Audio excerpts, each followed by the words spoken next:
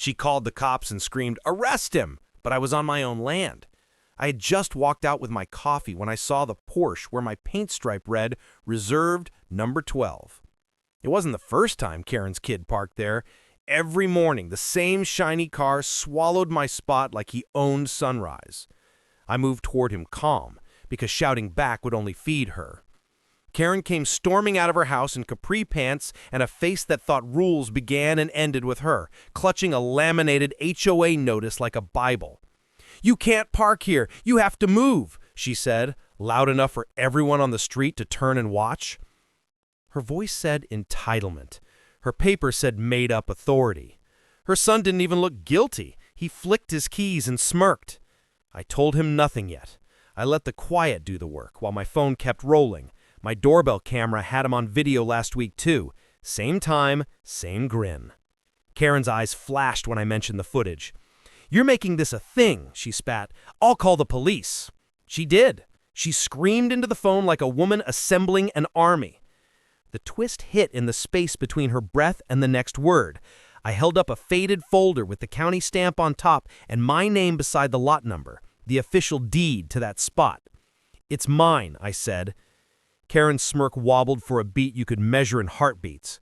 Then she smiled a sharper smile and said, "That's not how it works." Her fake smile hid the thing everyone missed. She had more than bluster. But so did I. I didn't shout, I didn't shove. I only said, "Do your worst," and dropped one line that made the whole block go quiet. "You can call the cops all you want. The camera already called them for us." Her face went white for half a second. Then she laughed like she could buy the color back. I walked away and heard her tell her son, "Don't worry, I'll handle him."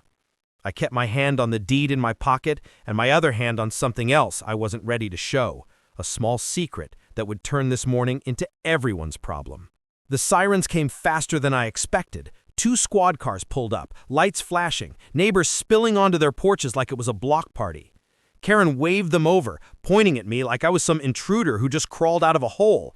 "That's him! He threatened my son! He damaged our property! He's dangerous!" she shouted, every word louder than the last. Her son leaned against the Porsche, smirking, spinning his keys like he was watching a show made just for him. One of the officers walked up to me first, calm but cautious. "Sir, we got a report of threats and vandalism. Mind explaining?" Karen cut in before I could speak, flashing that fake HOA notice in his face. "He doesn't live here. He's trespassing. He forged that deed." Her voice cracked just enough to sound believable. The crowd murmured. Someone even gasped. I pulled the folder from my pocket and handed it over.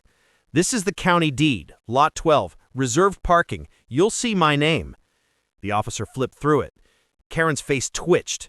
For a second, I thought she might actually back down. But then she went bigger. "That's fake paperwork. He harasses us every day. My son is scared to even drive his car." That was the moment the twist hit. Her son laughed out loud. Not a nervous laugh, a cocky one. "Scared? Mom, come on." The officer glanced at him, then at me, and right then, like clockwork, my phone buzzed. The notification popped up from my security system. Motion detected, 8:03 a.m. I swiped it open, and the video played in full view of the officers and the crowd. Her son, just 30 minutes ago, parking his Porsche in my spot, middle finger aimed at my camera before tossing his energy drink can onto my lawn. Karen lunged, trying to snatch the phone from my hand. That was her mistake. The cop caught her wrist midair. She froze. The crowd whispered louder. One of the officers leaned close and said quietly, "Sir, do you want to press charges?"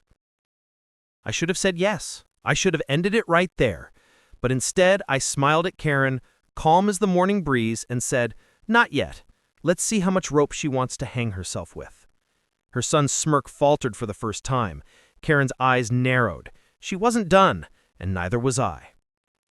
The officer put his hand up and said, "Everyone quiet." I reached into my pocket and didn't pull out more paperwork this time. I hit play. The voice was hers, clear, angry, ordering her son to park there every day until he has to move. She laughed at the end, the kind of laugh that thinks it's clever.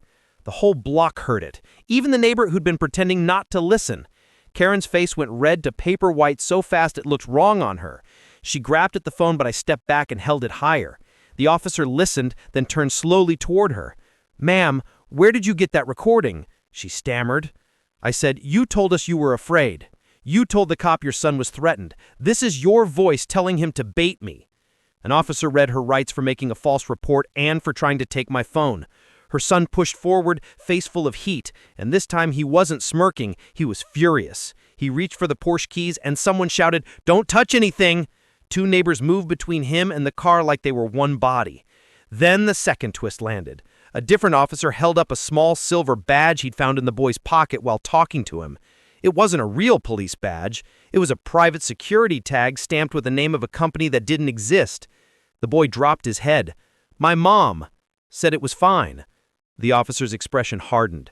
Impersonation is a crime. Karen tried one last thing. She pointed at my deed and said, "He forged the deed." The officer looked at the county stamp on my folder, then at the security footage on my phone, then back at her. He stepped toward her and said, "You're under arrest for filing a false police report." As they cuffed her, a neighbor clapped once sharp and shocked. People started whispering about other incidents, packages, threats, forged notices, things that suddenly fit together like pieces of the same ugly puzzle. I felt the whole morning tilt. I had won today, but something in the boy's pocket had fallen when officers searched him. A tiny flash drive. I picked it up without thinking. My thumb found a tiny crack in the plastic, and I wondered what else it might hold. I slid it into my phone and felt a cold little pull in my stomach when the first thumbnail loaded on the screen. Another file, labeled with last month's date. The block fell silent again. I didn't have to open it to know this wasn't over. "You can't fake the law, Karen," and the words felt small under what I saw next. I tapped the tiny thumbnail and the screen filled with files, PDF after PDF of forged HOA letters, photos of the same laminated notice stuck to other doors, and a spreadsheet with line items and bank transfers to a towing company I'd never heard of. Then a video played, Karen in her kitchen, laughing as she signed her name on a stack of fake notices and saying, "We'll make the move, then the spots are ours." Her boy was in the background, counting cash. I felt the block tilt again. I let the officers watch everything, one by one, while the crowd pressed closer like a tide. When the last clip ended, I finally showed them the other small secret I'd been holding back, a badge tucked into my wallet, not a fake, the real sheriff's badge I earned 20 years ago. I hadn't worn it today because I wanted truth to do the work, not a title. "I'm retired," I told the lead officer, voice steady. "I used to run investigations for the county. I know how to read a pattern." That line shut down Karen's last breath of bluff. Her son's face lost the color that smirks paint on people. Neighbors stared like they'd been watching a magician reveal how the trick worked. The officer who'd cuffed her before looked at me differently now, respect mixed with a new, cold kind of concern. Then the screen showed the final file, a short clip of a councilman, not just any guy, but the one who'd argued against stricter HOA rules at last month's meeting, taking an envelope from Karen and telling her to handle the problem. The block went completely quiet. I let the silence sit heavy. My phone vibrated in my hand with a dozen messages, neighbors who'd been quiet for years, suddenly ready to talk. I said one line that felt like it would travel. "You don't get to rewrite other people's lives because you can print a notice." Karen tried to scream. It came out small. The cops exchanged looks and the lead officer said, "We're going to need everything on that drive." I closed the phone and watched Karen watch the crowd look back at her. Justice was starting to feel like it had a plan, and someone was already filling out the pieces. The officers loaded Karen into the back of the cruiser, but her son stayed on the curb, fist tight, jaw shaking. "You think you've won?" he spat at me, voice breaking. "You don't even know what's coming." For a second, I thought it was just a spoiled kid lashing out, but then I remembered the councilman's face in that video. His threat wasn't empty. Neighbors gathered closer, whispering. Mrs. Thompson from 2 houses down, the woman Karen once threatened with fines for having a pumpkin on her porch past November, stepped forward. "I've got letters too," she said, pulling a folded paper from her pocket like she'd been waiting years to be believed. One by one, more people spoke up. Fake violations, fines paid in cash, notices telling them to move their trash bins to avoid penalties. None of it matched real county code. All of it matched Karen's fake template. The cops started taking statements. The block buzzed with energy that felt half relief, half anger. Then the tow truck rolled up, the same company name I'd seen on the flash drive. The driver hopped out, clipboard ready, and when he saw the police lights, his face froze. "Which car am I here for?" he asked. I answered before anyone else could, "That one," and pointed straight at the Porsche. The crowd actually laughed. It wasn't a cruel laugh. It was the sound of something breaking loose after too long. The officer nodded, and the driver, realizing he'd just been caught in something bigger, didn't argue. He hooked up the Porsche while the spoiled son shouted, "You can't take that, that's mine." His voice cracked like a kid's. I walked up to him, calm, and said, "You've been using my spot every morning. Now you're going to walk." The neighbors clapped, soft at first, then louder, like justice had finally arrived in their own driveway. But in the middle of that noise, I noticed something. The councilman's number was written on the towing invoice, not hidden, not coded, right there, bold as ink. This wasn't just Karen's scam. It went higher, much higher. And as I slipped the paper into my folder, I realized something else. Karen's son wasn't afraid because her mom got arrested. He was afraid because I was about to open the door to the people backing her. And those people weren't going to let go easy. The crowd started to thin as the cruiser pulled away with Karen inside, but the block didn't feel calm. Karen's son paced like a caged dog, muttering under his breath, glaring at me with that mix of arrogance and fear that only comes when someone knows a secret's about to explode. The Porsche was half up on the tow truck now, the chains clinking like a drumbeat.